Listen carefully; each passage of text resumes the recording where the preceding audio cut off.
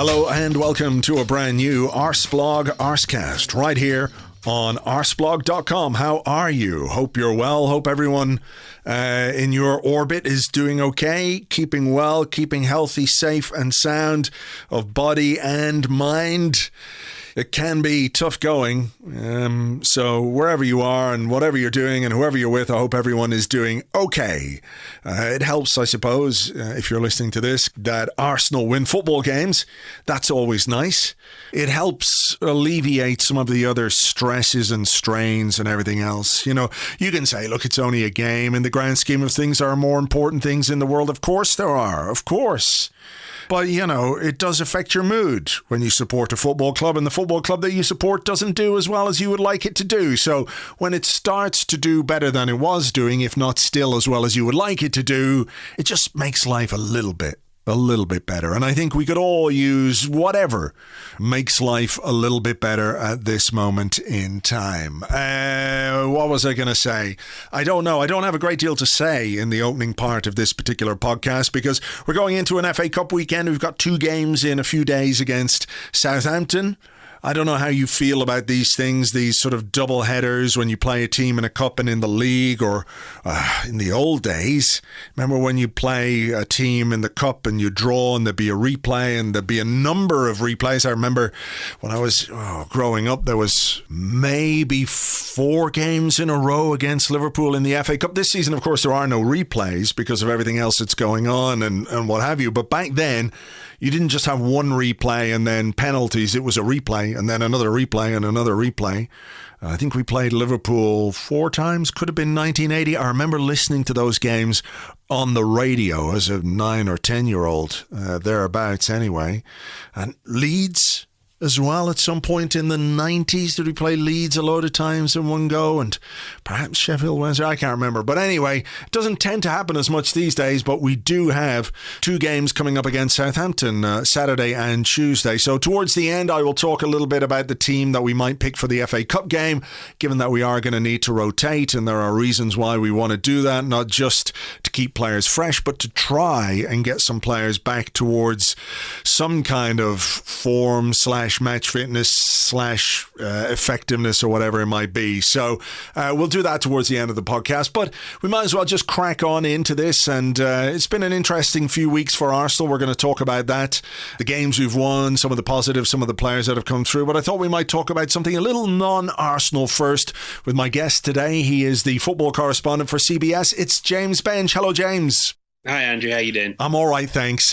We are going to talk Arsenal. There are some interesting bits and pieces, and obviously the last few weeks have been quite good from an Arsenal perspective, perhaps giving us a platform, things to build on as we go forward to a more difficult and challenging run of fixtures. We'll get to that in good time. But I wanted to talk to you just a bit about the James Maddison interview this week that he did with Sky Sports after their 2-0 win over Chelsea. Very good result for Leicester, put them top of the league, I think. Maddison scored a goal, and he spoke on Sky Sports afterwards and spoke, I thought, pretty well. He expanded on certain things that you don't necessarily hear footballers talk about a great deal. But there was this big not furore, but there was a lot of hype about this. It was like, oh my God, what a brilliant interview. This is an amazing interview with James Maddison.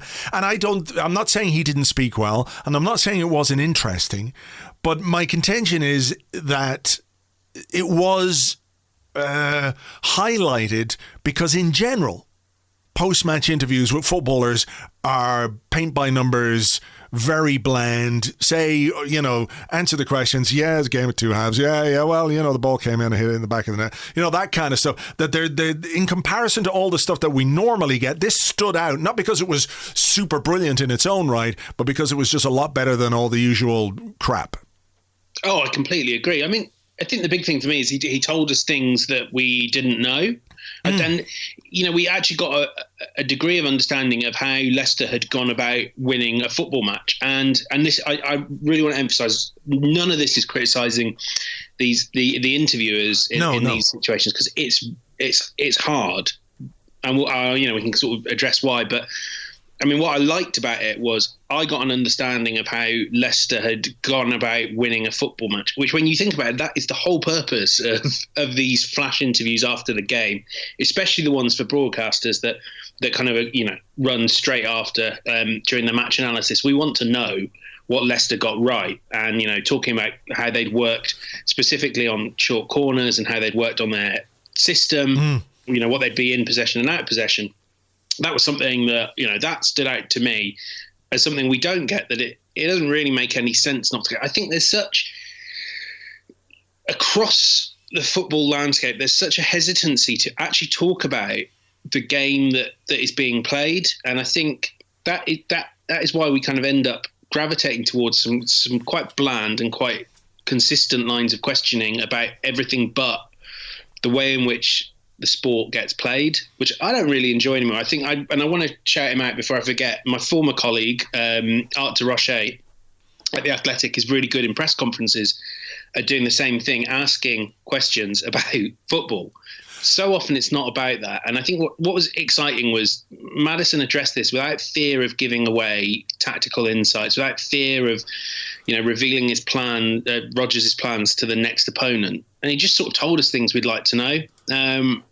It stood out. And as you say, when you think about why it stood out, it ought not to be remarkable. He's simply he's very similar to every other footballer who you speak to. They're smart, eloquent guys. I think that a lot of the time they're just coached to not say anything that interesting or revelatory. Yeah, I mean, there's two things that occur to me. One is that, okay, you mentioned it, and we know that young players at football clubs, when they're coming through, they are coached, as you say, but they're taught. They have classes in media training, like what to say, what not to say. Because obviously football clubs don't want to deal with a player saying something and it becomes a scandal or it becomes a huge issue. They'd rather not deal with those things. They've got enough going on in general without having to sort of firefight situations like that. So as much as possible, they're giving these players, the tools, if you like, to deal with the questions that they're being asked in an interview. So if you get a difficult question, you give them a sort of platitude in return, and it sort of dampens down any potential outbreak of fire that might come from it. But there's another part of this, I think, as well, which is that we exist in and we are part of, and I think we have to acknowledge that as people who talk and write and speak about football with the regularity and frequency and perhaps monotony that we do, we have to take our part in that. But we live in this media landscape which is, I think, leaning more and more towards these kind of, if you like, gotcha moments.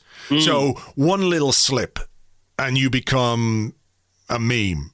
You're people out there, everything is permanent. There's no sort of getting away from, right, you say this and it's just sort of going to go away in a day or two. It exists forever. There's a permanency about everything that everybody says on the internet. So does that in some ways lend itself to these kind of bland interviews because nobody wants to say something controversial or something that's going to exist and basically follow them around forever and ever? Yeah, I mean, you kind of remember back to 10 or so years ago, however long it was, when, the prime example for me that always I remember is AVB. What were the words he said about Arsenal? That it was a negative cycle. Negative spiral, yeah. And that is, a question you cannot escape. And, I think managers, players live in fear of having their words continually relayed back to them and saying, you said this last month. What do you mean by it? I thought we saw a prime example of this in the press conference earlier, where Mikel Arteta probably a few months ago now, had lost his cool a little bit when discussing the leaks coming out of the Arsenal dressing room. I think it was in relation to the David Luiz, Dani Ceballos bust up, for want of a better word. And he kind of came out and said, I'm going to, fire and brimstone, or as near as Arteta gets to it, saying, I'm going to find out who this leaker is, and, I'm going to come down on them like the wrath of God. I'm paraphrasing the last bit. And then all credit to James Ollie, he brings that back kind of out of the blue in today's press conference, and it's suddenly Mikel Arteta's kind of having to manage what he said before. Yeah, you could see him thinking, couldn't you? He was like, fuck.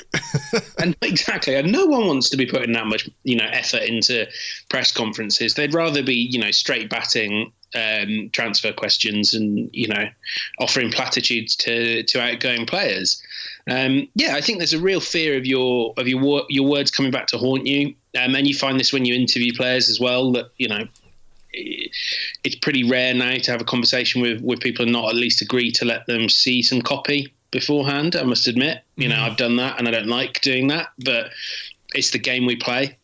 I think it is a real fear of something you said 3 years ago being thrown back in your face. I think we see that with, on Twitter so much with whenever there's an Arsenal press conference, someone will within 15 minutes will grab something that Arteta said 3 months ago and go, 3 months ago he said this, why is he saying this now? Well, yeah, I mean, it's almost as if circumstances and opinions and points of view can change. I mean, remarkable, I know. But, coming back to the interview side of things, you've been there in mixed zones and things like that. Do these opportunities to speak to players lend themselves inherently to interesting things, in that if a player stops and talks to you guys after a defeat, there's an element of, I remember it was Johan Djourou for years and years and years, whenever things went wrong for Arsenal, Johan Djourou was the guy who would say, well, we've, again, paraphrasing, we've got to learn from this, we've got to do better, work harder on the training ground, etc., because what else is there to say after a defeat other than to say, well, look, this wasn't good, we'll try and put it right. There's only so many ways you can say that. You can't be scathing about your colleagues. You can't be critical of the manager's tactics, not if you want to play in the next game. And when you win, it's like, well, yeah, it's great. It's a boost of confidence. It's good for the lads, back to winning ways, etc., etc. So in those circumstances, how difficult is it as a journalist, as a reporter, to ask a question of a player that is going to give you anything above and beyond what we have become so used to? So I suppose the cop-out answer is it depends on the player. Yeah. And certainly, Arsenal still have a great heritage of having the odd guy that has to go in the mix zone after every defeat. I think we all mentioned this on Twitter yesterday. The real hammer blow of losing Socrates is that means Bernd Leno now has to do all post-match 2-0 defeat mix zones. It's a real challenge talking about football in such a speedy way. When we have 3 minutes, there's normally, I probably won't be doing these even if they return afterwards, nature of the job. There's 5 or 6 people huddling around. We all have different ideas of what we want to get out of whatever player we get, and you don't always know which player's going to talk to you until they stop and talk to you as they're walking past. And you certainly know some players that won't stop, but someone like Aubameyang might take you by surprise and be in the mood to talk one time, and then you've got to kind of think of something interesting to say. You're almost live, because you don't just want what happened in the game. By the time you come to use these quotes, the game's long gone in the past, and this is Arsenal, and the world moves very quickly. So from that side, it's a challenge to find interesting things. Equally, if you can hit on the right topic, you do discover that actually most players are just like James Maddison was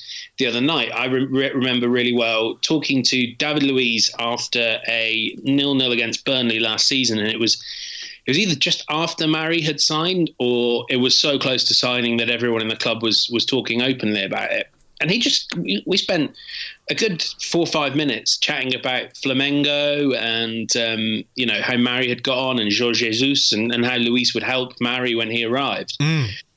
There was it was myself, Charles Watts and Simon Collins. And I have to say, there was some exceptional bullshitting over the level of Brazilian football knowledge we all shared, because I don't think any of us had a clue. And we were going, oh yeah, Flamengo, good team to play football in the right way. Between us, we'd probably seen 0 minutes of Flamengo. Yeah. But, I think it's hard to find the right topics because, as you say, the players are really worried about being seen to criticise the manager, being seen to question tactics or how they're being used. And then after a win or after a morale boosting win, you kind of don't want to fall down the road of platitudes of, this is a turning point, because the truth is fans now are so media savvy that they don't read that. No one's interested at all in someone saying on a Monday at midday after a Saturday 3-0 win over Southampton that this is a real building block for Arsenal season. No one cares. You've got to try and move things on. So it's a challenge, but ultimately that's what they pay us money to do, and a lot of people would do it for free. For sure. On that then. And this isn't sort of specific to Arsenal or anything like that. Do you feel, not personally, but sort of generally, that if there were a bit more access outside of these post-game scenarios, or, the sort of European press conferences where there's the manager plus a player, those are really the only times you get any kind of access to a player, unless they're doing something like, they're launching something with one of their sponsors and you get a bit of sort of almost like mixed zone access to a player in those sort of circumstances where 7 journalists have got an exclusive with the one player and all the answers are the same kind of thing, are clubs kind of afraid in some ways to expose the players? I mean, it strikes me, look, some players just don't want to do it, don't want to talk, don't want to really speak to the press, and that's fair enough. I can understand why that might be the case. Some of them just maybe aren't comfortable with it. They don't feel like they've got anything to say. Others might be concerned that what they do say could be taken out of context, etc., etc. But there must be others who are willing and happy to talk about the game and talk about themselves as players and talk about situations that they find themselves in. It's a difficult balance, isn't it? Because quite often, whether you're fighting relegation, whether you're challenging for the title, whether you're battling for a top 4 spot, battling for a European spot, trying to stay in a cup, whatever it is, there's a sort of delicateness to every scenario that a football club and a player might find themselves in. So, maybe better access or more unrestricted access to players could give us more insight and more interesting stuff. But I understand at the same time why clubs are reluctant to do that. Yeah, and of course they've got media arms of their own to feed. I remember speaking to the agent of one player, senior player at Arsenal. He said he kind of was probably doing about 50 interviews a year, and it's just very, if you add up all the post-match and the stuff that is mandated by the broadcasters, and suddenly just doing things on a more ad hoc basis. It's hard, especially at the biggest clubs where there is such interest. So I really empathise with clubs that are get annoyed when people like myself just go, "Oh, can I have an hour to sit down with one of your players, please, for a long form written piece?" Having said that, I think there is great value in us knowing a bit more about these players, considering the environment that considering the conversations that surround them. I think it doesn't always have to be done through an interview, but it was amazing how quickly the conversation about Mustafi changed. Was it a year ago when he found platforms in which to express some of the difficulties he's had and how conscious he is of how he's been how he was a bit of a running joke at Arsenal. And I think humanising the players, giving them an opportunity and a platform to tell stories at real length outside of the context of we're just focused on this upcoming game. I think that has enormous value. Some clubs see that more than others. Within the work I do, we find that a club like a club like Tottenham really do understand the value of giving their players platforms to share their stories, to humanise themselves. And I think you probably then build a deeper bond between supporters and players. I know that it's only a bit of written text or a video or whatever that is tomorrow's chip paper, But these things stay with people. People, if a player is able to speak well and speak honestly, it really does change the view of them. And I think has been really true of Hector Bellerin, who obviously has used pretty much every avenue available to him to engage with Arsenal fans. He engages with them directly. The documentary series I thought was fantastic. He's done interviews as well, and all of that. And I think it gives people a really different insight into who a player is, and maybe changes their view of them and brings a bit more understanding. And I don't see how it can hurt. I'm sympathetic to clubs, clubs' needs and clubs' own media needs, but I do think it would be much better. I think particularly in the pandemic, we're hearing less and less. There's fewer opportunities to talk to players, and when they can be a little bit, formulaic over Zoom. And I do hope that post-pandemic, there's sort of maybe a bit of a reassessment of the value that comes with sitting down and chatting to journalists, because I'm not in the business of tripping anyone up. And I hate doing that. It's more hassle than it's worth, because I just get loads and loads of angry phone calls and tweets. Yeah, I mean, that's the thing. It's not, look, I'm sure there are people out there who enjoy that kind of thing, but like for the most part, you just want to get something interesting that you don't normally get in sort of interview situations. I think it's a really good point as well that you make about Hector Bellerin, for example, and Arsenal players, many of them are active on social media, so they do have their own platforms to kind of humanize themselves with fans. There are some which feel more natural than others. You know what I mean, in terms of like how cultivated the social media experience is. Like what you get, is this a true reflection of the player, or is this is the image that we want to present? I think that's natural anyway. But quite how clubs might look at those kind of platforms in the future is going to be interesting, particularly with younger generations who are more than used to spending all their time online, who don't really mind broadcasting their life as much as they do, whereas I think with some senior players, for example, that wouldn't be the case. But anyway, look, interesting aspect of your job and what we get as fans and what we are allowed to see by clubs and players and everything else. And, maybe we might see a bit more if the Maddison thing might open up some players' minds to being a bit more forthright or going off script a little bit. Then I think we'd all be beneficial or all be benefiting from that. So look, let's move on and talk a bit about Arsenal, because there's a fair bit going on. We'll get to form in a few moments' time, but this week we've seen two players depart the club. Well, the Mesut Ozil thing isn't fully official yet because he's quarantining in Turkey, and I think as soon as that is done, that deal is going to be announced, his move to Fenerbahce. Socrates was let go, or his contract was terminated. An early termination was agreed. It sounded very amicable, in fairness, in terms of the way it was presented. It sounded like it was something which player and club were both quite happy to do.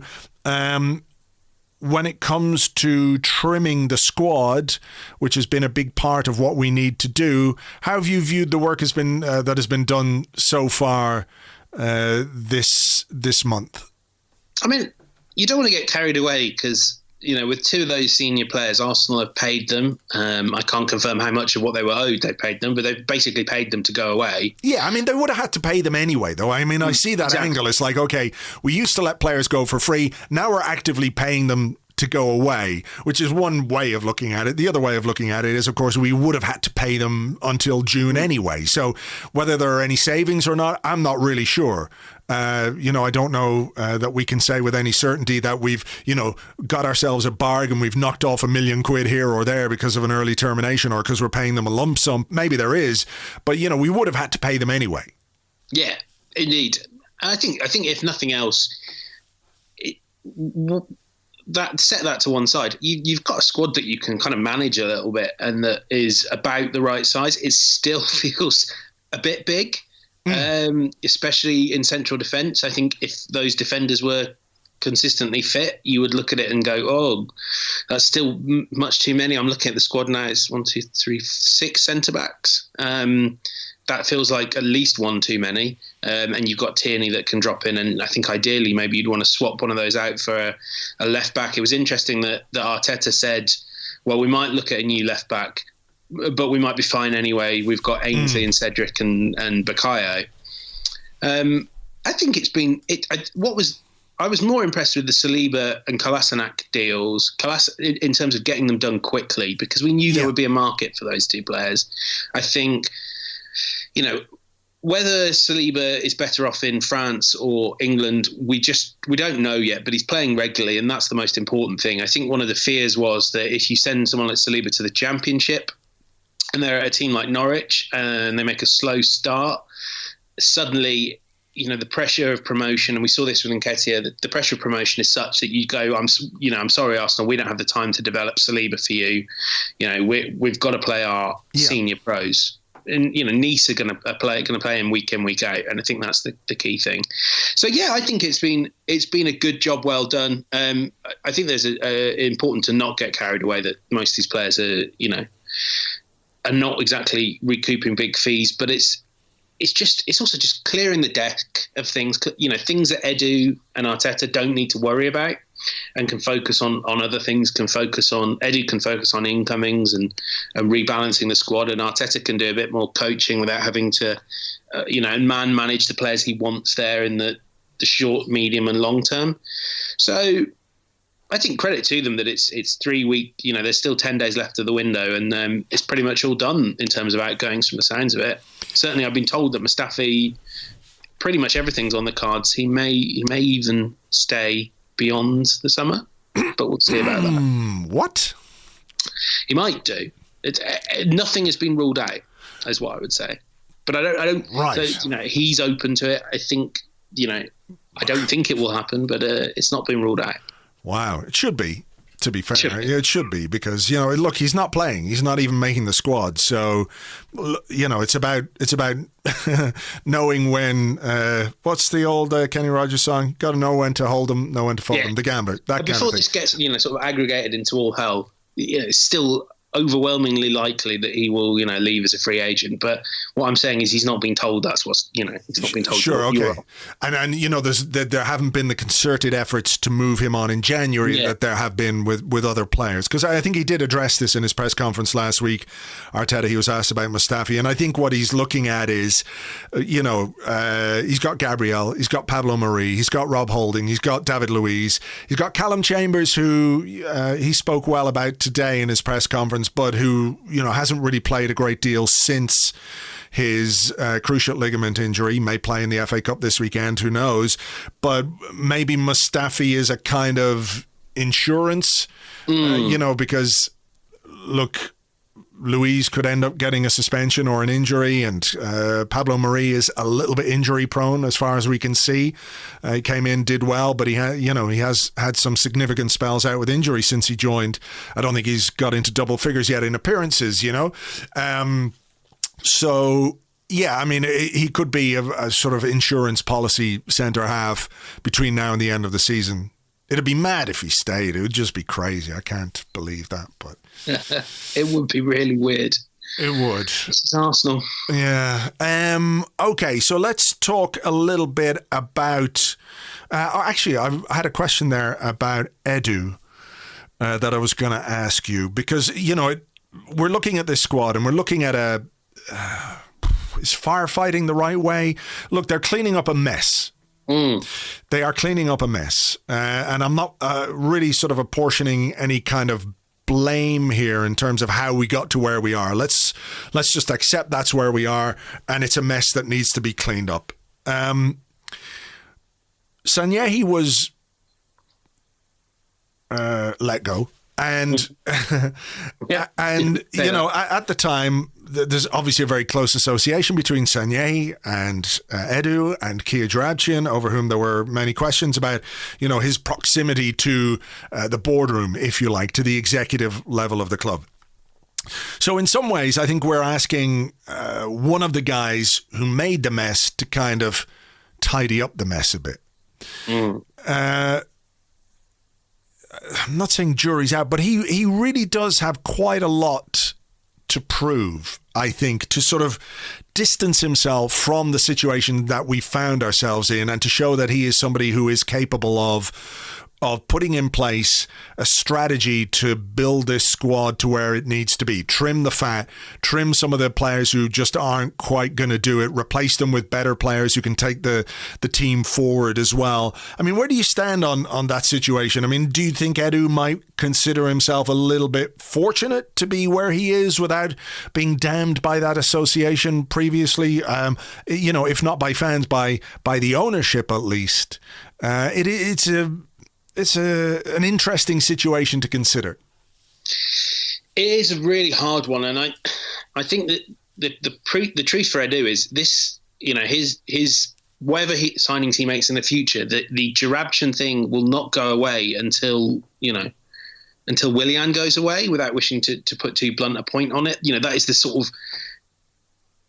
For me, Willian is proof that Edu took the reins and he didn't really do anything differently to what had been going wrong in the first place, which is he signed players that were short-term gambles of we desperately need to get back in the Champions League. This older guy might be the one to do it. You can even, if you're cynical, throw Thomas Partey into the mix. He looks like he's fantastic right now, and maybe that's all that matters. But, he is... What Arsenal have needed for a very long time is a squad builder, and they've had people that are, fixing patching holes in this sinking ship, in the hope it can just sort of about sail to top four, and then everything will be fine. Yeah, we need to dry dock, repair the hull, exactly. Hoist the mainsail, etc., and get back out in the ocean again. Yes, exactly that. And I think there's so much of this has been short-term thinking, and. It's hard because Edu has been operating in really difficult circumstances, but he does have a huge amount to prove going into next summer and the summer after, assuming he gets to the summer after. I mean, there's no indication he won't. In terms of investing in a squad in the right way, I look at some of the teams that are above Arsenal in the Premier League. Leicester is a great example, Aston Villa as well. How their executive team has really gradually built this squad of players that are all sellable assets if you want to sell them, and you'd get huge money for them, or they are the core of a really strong team. And what Sanyei and Edu have built from pretty shaky foundations, it must be said, is nothing. So it's a house that can sort of blow down quite easily. Most of the building blocks that they have were already at the club when they arrived. They're either young players like Saka, or the players like Aubameyang. The only ones you might say are real unqualified successes are Gabriel and Tierney. And Gabriel, is only half a season. So I think there's a huge amount to prove in terms of doing probably the hardest job in football, which is remodeling a squad, selling, and making hard decisions on who to sell, who to move on. Who to just give up on. I thought it was really interesting that West Ham just gave up on Haller, took nothing for him. There is one very expensive player in this squad that I think this summer a reckoning might be coming for Nicolas Pepe on what can we get for him now, and is it worth taking what can be found. That's a tough job. And the thing is, we don't know that Edu, we've got nothing to go on that Edu can do it before. I know people say, he's done this job in Corinthians, and he's done a job in Brazil, but neither of them are remotely comparable to what he's doing with Arsenal. And Arsenal on the decline. It's a hard job, and I don't know if he's up to it. I've not seen the evidence that he is. Yeah, I mean, same. I mean, I agree with that. I don't know how we can properly assess his capability of doing the job without... Look, if you want to be really kind, you can separate the Sanyehi year and a half from him, if you want to be really kind, and say, okay, what we do in this January window and how we remodel and reshape the squad come the summer will be a good way for us to assess his proficiency or capability of doing this job, because we can all, but like, I'm not saying these situations were easy in any way, but it's not complicated to do a deal or to make the decision, rather, that two guys who haven't been in your squad all season should go. So Ozil and Socrates, they haven't been in the squad. They weren't going to be in the squad. What do we do? Let them hang around, or do we move them on? I mean, that's kind of easy in terms of decision making. Similarly with Saliba having absolutely fucked up the loan back to Saint-Etienne at the end of the last transfer window, like, the easy thing is to send him on loan in January if you're not going to make him part of the squad and you want him to go out and you want him to play and you want him to develop so he can become the player that Arsenal spent such a lot of money on in the future. That's easy. It's when you get to the summer and you look at, okay, how do you actually build the squad in every position? When you've got Luiz going, Mustafi going, you've got Dani Ceballos probably going, Kolasinac will be back and you're probably going to have to get rid of him again. Callum Chambers, decision-making time because he's got 12 months left on his deal. Elneny, 12 months left on his deal. Lacazette, 12 months left on his deal. Nketiah, 12 months left on his deal. There don't appear to be any efforts being made to extend those deals. And I'm not saying that's right or I'm not saying that's wrong, but it means that when you get to the summer, you have to make the decisions. So should you sell them and bring in the money and reinvest the money? Yes, probably. But then it becomes complicated because who are you targeting? Who are you going to bring in? How are you going to deal with the homegrown situation? All of those things are aspects that they are going to have to deal with when it comes to the summer. So, how good he and Arteta are together, along with Dickie Garlick whenever he comes in and whatever he's going to add to the team. What was he? Director of football at the Premier League? Yeah. What does that mean? I don't really understand it. I think he was sort of, a lot of it was kind of best practice stuff across the league. Right. But I think he'd done a very similar job to what he has done now that he did at West Brom, and he did it quite well by all accounts. Did he though? I mean, sorry, I'm asking you here. I'm not actually being funny or trying to cast doubt on it. I just don't have any idea what he did at West Brom in terms of squad building or how he dealt with contracts and all those kind of things.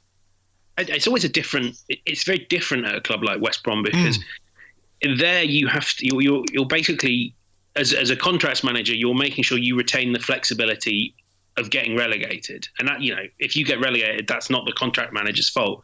And I think they did get relegated on his watch. But I remember at the time, and kind of seen since that they were very reluctant to lose him, made him a new offer to stay. I think obviously, moving up to a Premier League job from West Brom, it's not, the hardest job to make. But I think it was kind of obvious that, even when they went down, they were a well-run club. And I think a lot of that does come down to people like Garlick who keep things ticking over, who keep the key players tied down, and make sure that you haven't got huge wages that dog you into the Championship. And I think for the most part, West Brom did that pretty well. There's always the odd error in there, but that's why they kind of were able to become a yo-yo team, because they kept the books in good condition.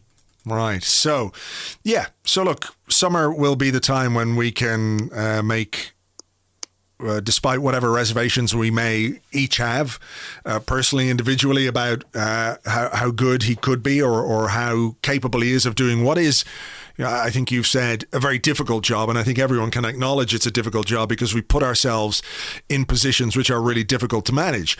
You could argue that, the Willian thing is a classic example of a club not learning any lessons from the deals that it has done in the past. But it is what it is right now, and how we deal with that and other situations will be very interesting. I want to ask you a bit about Emile Smith Rowe and his emergence into this team.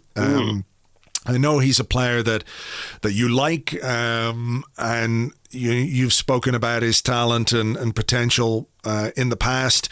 Have you been pleasantly surprised at just how impactful he has been since he arrived into the team, and how in such a very short space of time he has completely changed the conversation about what the team, not necessarily what the team needs, but maybe what the club needs to do in the transfer market in the January window, if anything. Because, you know, before he played that game against Chelsea and did so well, and then subsequently has had such a significant impact and positive impact on the way the team has played and performed, and his own individual performances have been great.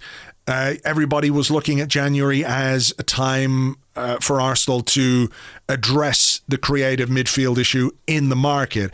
I mean, I think there's still a need to protect Smith Rowe. And I say that, you know, on two levels. One, protect him physically, because he can't play every game between now and the end of the season. He just can't. It's not realistic. It's unfair to expect him to carry that kind of a burden. But I think the other aspect of what we have to do is protect his potential and protect his development in such a way that you don't go and buy a player who is going to completely scupper his chances of playing.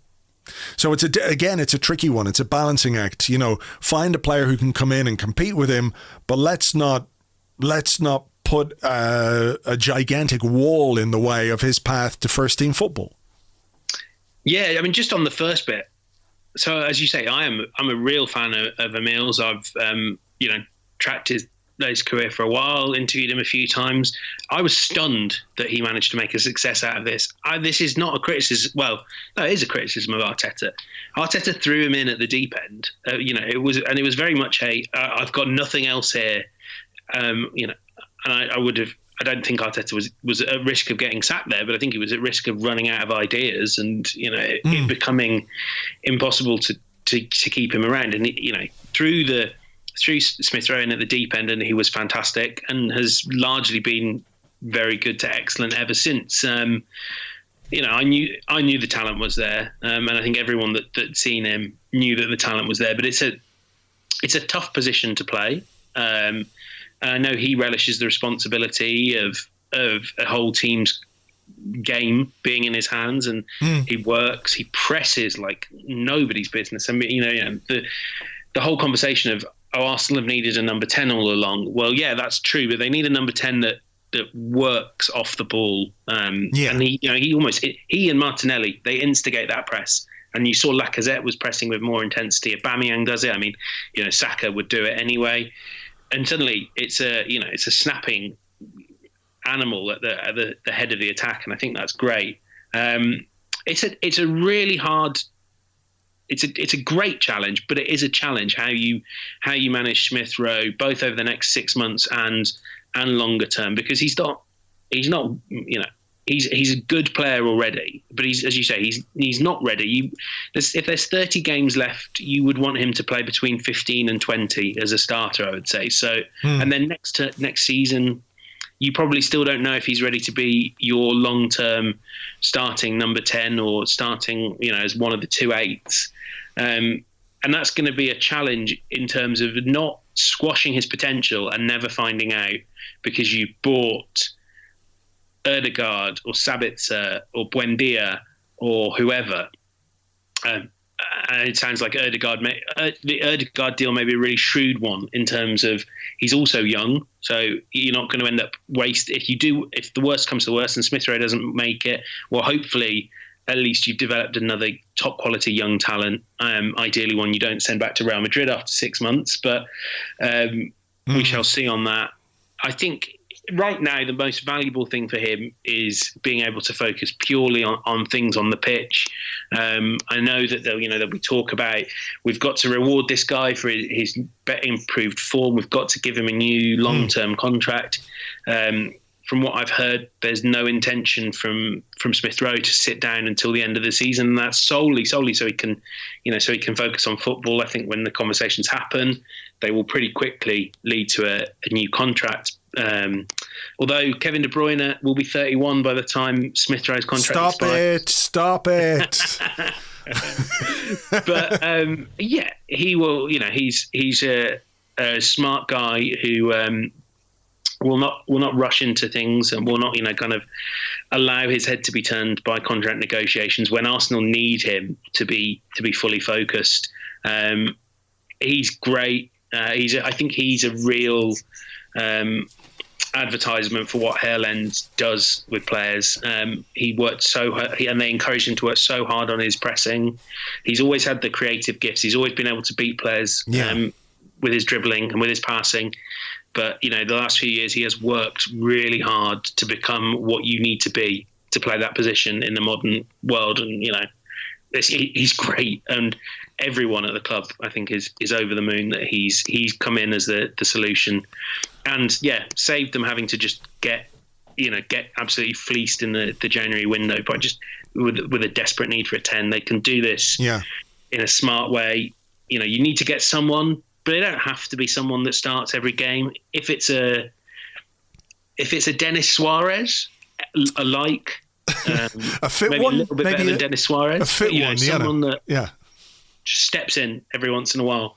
That would almost be ideal, and you do get time to look at Smith Rowe. But yeah, he's outstanding, and I'm really chuffed for him. What is Denis Suarez doing at this moment in time? I wonder. He's playing for Celta Vigo, so there you go. Look, yeah, I see what you're talking about there, and I think as well. Look, I see where you're coming from with being thrown in at the deep end.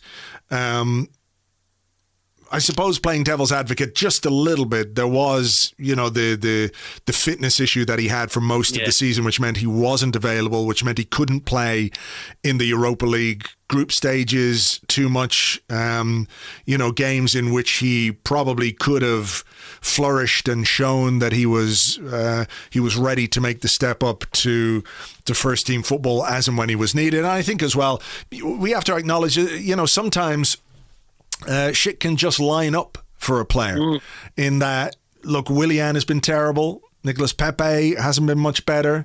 There were injuries, there were suspensions, there were other things going on. I mean, I remember way back in the day, there was no question really of Ashley Cole being brought through as long as Silvinho was there, and then they discovered that Silvinho's passport was made from, you know, the back of a Kellogg's cornflakes packet and some what was it they always used to use on Blue Peter, double-sided sticky tape, whatever it was, you know, and off he went, also to Celta Vigo, I think, you know, the door was open then for Ashley Cole to come into the team. So sometimes, you know, there's an element of serendipity to how you get yourself into a team, and, you know, to see a player make the most of that opportunity is hugely promising, not least because, you know, he's a Hale End boy and he's just really, really talented and exciting to watch, and humble as his slightly less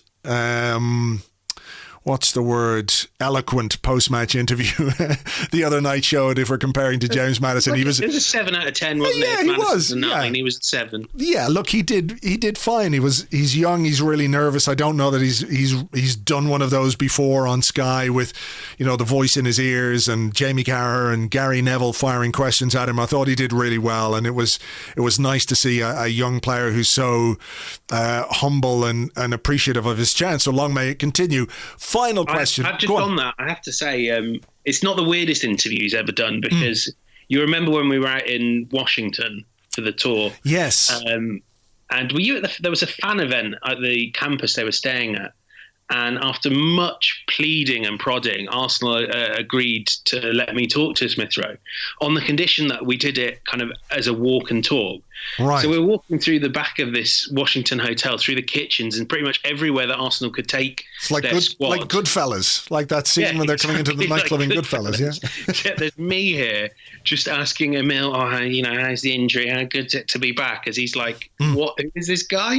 I just want to get back to my hotel room. So I'd like to think maybe I warmed him up for Jamie Carragher. Okay, fair enough. We'll give you that credit. Just final question then. The recent form, the 4 wins out of 5 in the Premier League, 1 draw, 5 clean sheets in a row in all competitions, you know, an FA Cup win over Newcastle, albeit in extra time. You know, I think you would say par for the course when you're a club like Arsenal and you look at those fixtures and you look at the potential return in terms of points, etc., etc. Par for the course, but having come after such a terrible run, are you encouraged by some of the things that you're seeing? Obviously, the creative issue is addressed. I think there are signs, perhaps, that Aubameyang's getting back to something more like his best for various reasons. One, obviously, he's put the ball in the back of the net, but two, we're getting him the ball in positions, where he can put the ball in the back of the net rather than sort of hugging the touchline. I think the Palace game was an example of quite how it didn't work with Aubameyang. The return of Thomas Partey, defensive solidity, etc., etc. The upcoming schedule is much more difficult. I think everybody accepts that. I think the manager and the players are well aware of that themselves. But are there enough green shoots from what we've seen in the last few weeks to be encouraged or positive about what is to come? I mean, I think there are going to be some ups and downs in this next period because, the opposition that we face, away games, Europa League, balancing all those things. I'm not saying it's going to be plain sailing, going back to our terrible boat metaphor, but, I think there are enough signs to be encouraged, that we've, if not turned the corner, we have the corner in sight, and that we are capable of producing some decent performances and decent results from what lies ahead.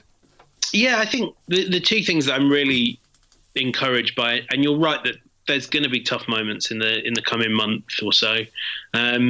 But I think the two things to like are that he's able to play a four-man defence without it looking a little bit light. And that four-man defence doesn't have to be a specific quartet. I think it's been really encouraging to see Pablo Mari. It's hard to say prove the doubters wrong because we haven't really had much to doubt, but just prove his worth, however you want to describe it. And then for Luis to come in and be solid, and for them to get these clean sheets without the player we would generally say is their best centre-back. And I think a lot of it does come down to good, solid protection from Xhaka, who's not been perfect in possession, but has been okay. And I think a lot of the players have been okay. And these players playing okay, it's not too bad. It should get you a few good wins. And then, Aubameyang, I think a lot of the issue was that he just was not getting the chances. I think it was Ollie Price-Bates tweeted something about his opportunities, and I looked at some numbers which I'm desperately trying to get up here, but he was somewhere around 50th for touches in the final third per game before Christmas. Right. He's up to around the top 15 now. I may have those numbers a little bit wrong, but he's basically getting about 50% more touches in the final third every game. The thing with Aubameyang is he's never been a great finisher. He's not a Son or a Salah. He doesn't outperform the expected goals that come his way. He just gets in the positions he needs to a lot. Having said that, you can only get in those positions if you're getting the ball up the pitch quickly. And I think for me, the most encouraging part of the Newcastle game was seeing Partey thump through Newcastle's midfield with he has this brilliant combination of grace and just the power of like a bully that he's just like, well, you're not as good as me. I'm having the ball off you. Yeah. And then slip in Aubameyang. I think that is a great way to get the best out of Aubameyang. And I think Partey for me feels like he could be a really powerful addition for the second half of the season.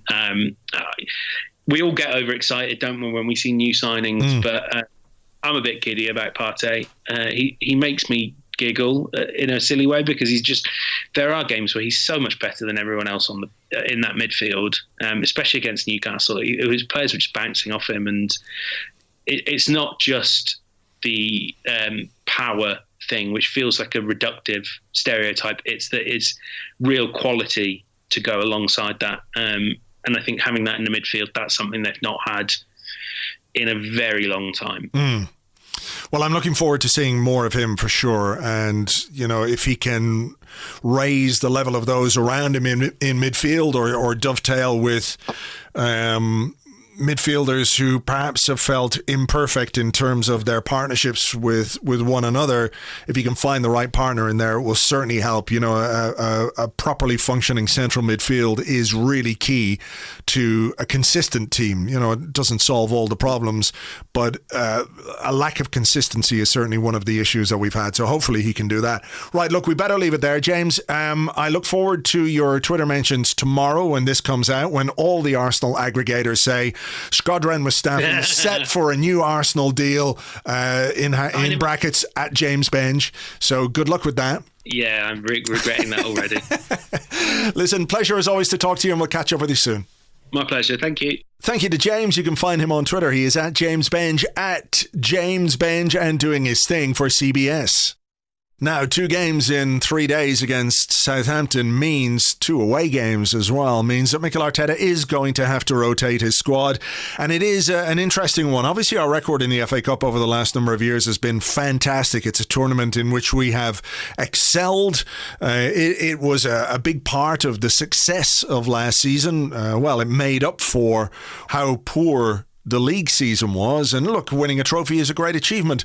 I just wonder about this weekend and the game coming up on Tuesday, how Mikel Arteta is going to view these fixtures in his mind if he could choose one to win. And I'm not saying it's as binary as this. Obviously, he'll be out to win both and wants to win both, but I just wonder in the grand scheme of things if he might think that the league game is the more important one, given that, you know, how do you measure a team? How do you measure how good a team is? Is it what they do in a cup competition? Look, it can be part of it, but I think when you're looking to truly measure a team, its progress, its development, it's what you do over 38 games in the league. And we have gone through a very difficult period. We've turned things around a little bit, and now, of course, it's going to get a bit more difficult. I suspect that the league game is the one that, if you gave him a choice and made him choose between the two, it's the one that he would pick. I know that some people will say, well, look, the FA Cup, it's a route into Europe. This season, winning the FA Cup gets you into the Europa Conference League, not the Europa League proper. So it's not quite as weighty as it was last time around. And I think, you know, the guys that have done it in the league have put in a huge amount of effort. There is going to be some need to rotate and to rest and to ensure that the likes of Smith Rowe and Saka and Tierney, to an extent as well, aren't overburdened. I mean, Tierney had to miss one of the league games because we played him 120 minutes in an FA Cup game. I mean, this game on Saturday against Southampton could be a 120-minute game as well. So I'm looking at this one and thinking, I know Ainsley didn't do great left back in the last game, but it's an FA Cup game. I would give him another go there. I'd be looking at bringing in Pepe. I'd be looking at bringing in...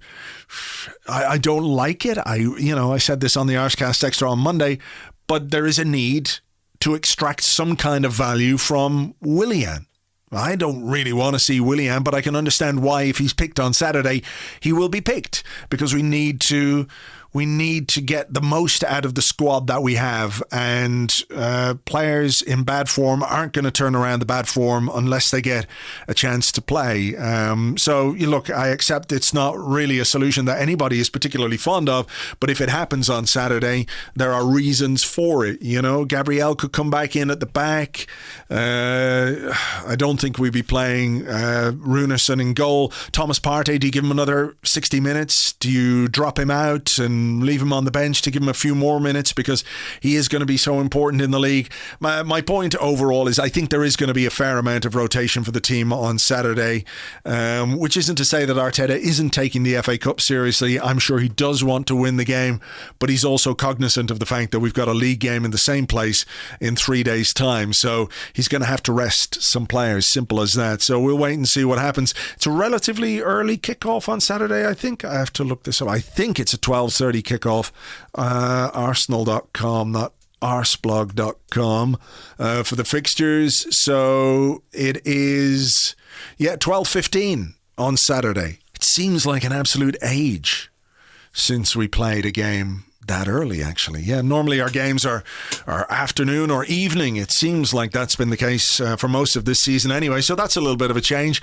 Fingers crossed we can do the business. James and I will be around on Monday, of course, to discuss whatever happens at St. Mary's and look ahead to what's going to happen at St. Mary's on Tuesday as well. For Patreon members, we will have a preview podcast for the league game. We're not going to preview FA Cup games. The preview podcasts are only for the for the league game, so you can join us for one of those on Monday as well. So a couple of podcasts for you on Monday if you're a Patreon member, patreon.com/Arseblog. In the meantime, just thank you again for being here. Thanks for listening, for subscribing, for supporting, for all the comments and all the feedback. It's hugely appreciated. Hope you enjoyed the show. Have yourselves a great weekend. Fingers crossed Arsenal can do the business. Keep this good run going. Another clean sheet, some goals. That'd be nice.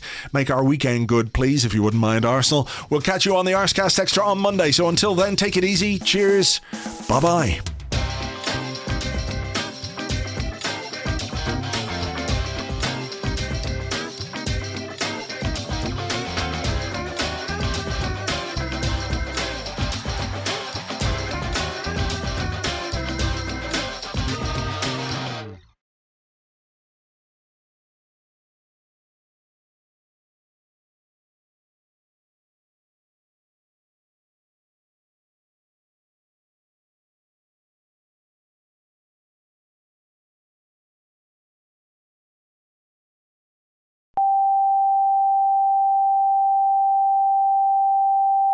Fair point, Jamie. Well made. Now for some post-match reaction, it's Jimmy Anderson, and he's talking with Jeth Shroves. Jeth Shroves. Great game today, Jimmy. Well done. You've won the game. You scored a goal. How do you feel? Yeah, obviously happy for the lads. You know, we got 3 points. That's the main thing. But how do I feel? Well, pretty much empty inside. At the end of the day, what does it all mean? Well, it means that you're top of the table. You've now got a 3-point lead ahead of Man City and Liverpool, so that must feel good. Well, it's all relative, isn't it? You know, walking on a beach on a hot sunny day, sand and the sea beneath your toes, that feels good. Then you look out to the horizon and you think, wow, what is the point of any of this? The vastness of the ocean stretching out grey as far as the eye can see. You get lost in the hugeness of existence itself. Me, I'm just one tiny grain of sand on this beach that we call the universe. As Aristotle said, happiness depends upon ourselves. But what if we don't know who we really are inside? Is it then possible to be happy, even when you've scored a goal to take your team top of the league? Aristotle didn't have to deal with the pressures of top-flight football. Well, tell me about the goal then. That's your 12th of the season. Quite a good record.